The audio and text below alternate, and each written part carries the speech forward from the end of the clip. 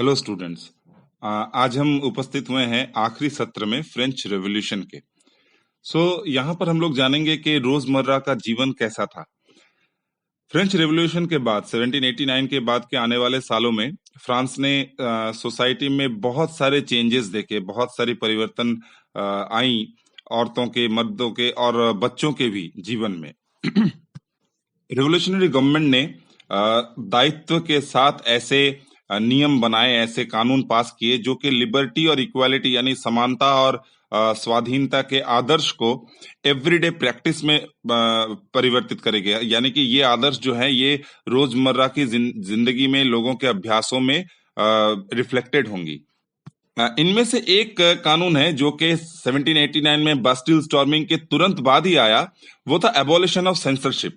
Censorship का वैसे तो हिंदी अर्थ जो है अभिवेचन है। आप लोग सेंसरशिप के नाम से ही बुलाएंगे इसको तो आसानी होगी। तो ओल्ड रिजीम में क्या होता था कि जितने भी रिटन मटेरियल हैं यानी लिखने वाली चीजें, किताबें, न्यूज़पेपर वगैरह और कल्चरल एक्टिविटीज हैं जैसे प्लेज यानी नाटक, ये सारी चीजें पब्लिश्ड या परफॉर्म की जाती थी तभी जब राजा इनको अप्रूव करे, सम्राट इनको अप्रूव करें। यानी अगर उनको लगता था कि लिखी हुई चीज में या फिर नाटक में कोई भी ऐसी चीज है जो उनके अगेंस्ट जाती है तो वो इसको परमिशन नहीं देते थे, रोक देते थे। इसको सेंसरशिप बोलते हैं। अब declaration of rights of man and citizen ने जब प्रोक्लेम किया कि बात करने का और अपना ओपिनियन रखने का, एक्सप्रेस करने का जो अधिकार है वो एक स्वाभाविक अधिकार है, तब ये सेंसरशिप हटा दी गई। यानी अब ये न्यूज़पेपर्स या प्लेज खुले रूप से लिखे जा सकते थे, किए जा सकते थे, परफॉर्म किए जा सकते थे और इनमें किसी भी प्रकार की समालोचना करने की अधिकार दी गई थी। न्यूज़पेपर, पैम्फलेट, किताबें या प्रिंटेड जो पिक्चर्स यानी छवियां हैं, ये मतलब जैसे बाढ़ की तरह बहने लगी फ्रांस के सारे शहरों में, जहां से ये धीरे धीरे गांव में भी पहुंच गई। फ्रांस में होने वाली घटनाएं या वहां के जो परिवर्तन है इनके बारे में बात की जाने लगी इन सारे न्यूज़पेपर्स में, पैम्फलेट्स में। और फ्रीडम ऑफ द प्रेस, ये जो प्रेस को फ्रीडम दी गई थी, आजादी दी गई, अब इसका मतलब ये था कि ऑपोजिंग व्यूज भी एक्सप्रेस किए जा सकते थे। यानी कि किसी भी घटना के बारे में आप कुछ सोच रहे हैं तो वो आप भी बोल या लिख सकते हैं। कोई और अगर इसका उल्टा सोच रहा है तो वो भी उसको बोल या लिख सकता है। जैसा कि आज होता है, हर कोई अपने मीडियम ऑफ प्रिंटिंग से लोगों को कन्विंस करने की कोशिश करता था कि हमारी जो स्टोरी है या हमारा जो व्यू है वो करेक्ट है। नाटक, गाने, यहाँ तक के उत्सव जो थे, ये धीरे धीरे बहुत सारे लोगों को आकृष्ट करने लगे, आकर्षण करने लगे। तो ये सब जो थे ये बहुत ही कॉमन माध्यम थे जिनके माध्यम से लोग लिबर्टी यानी स्वाधीनता और जस्टिस यानी कि न्याय के जो आदर्श हैं उनके साथ खुद को जोड़ सकते थे, आइडेंटिफाई कर सकते थे। क्योंकि इससे पहले जब टेक्स्ट या किताबें बहुत ही लंबे आकार में पॉलिटिकल फिलोसोफर्स जो थे वो लिखा करते थे, वो कुछ हैंडफुल, बहुत ही गिने चुने लोग ही थे जो कि शिक्षित थे, वो पढ़ पाते थे या समझ पाते थे।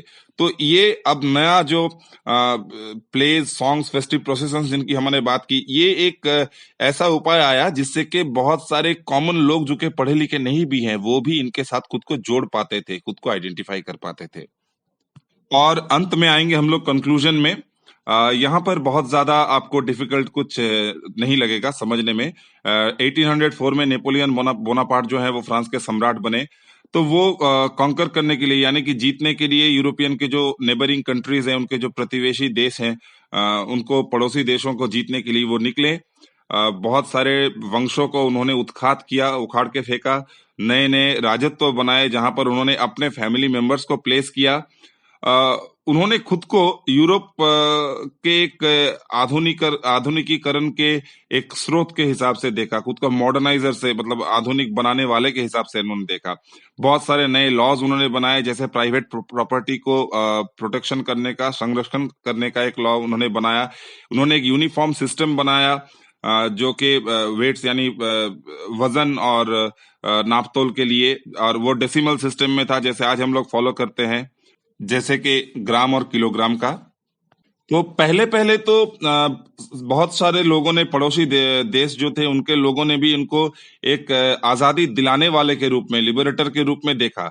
लेकिन धीरे धीरे जैसे ही नेपोलियन के आर्मीज जो थे वो अत्याचार करने लगे, वहां पर ज्यादातर देशों में उनको सिर्फ आक्रमणकारी के रूप में ही देखा जाने लगा।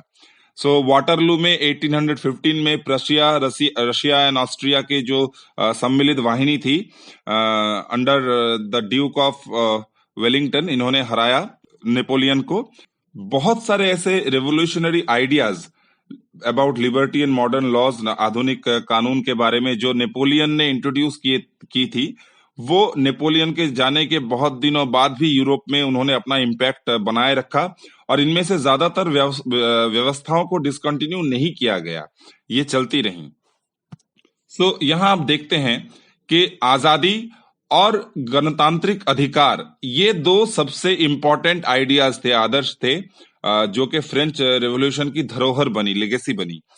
फ्रांस से ये यूरोप के बाकी सारे देशों में भी 19th सेंचुरी में फैलने लगी, जहां पर फ्यूडल सिस्टम को यानी कि जमींदारी प्रथा को समाप्त किया गया।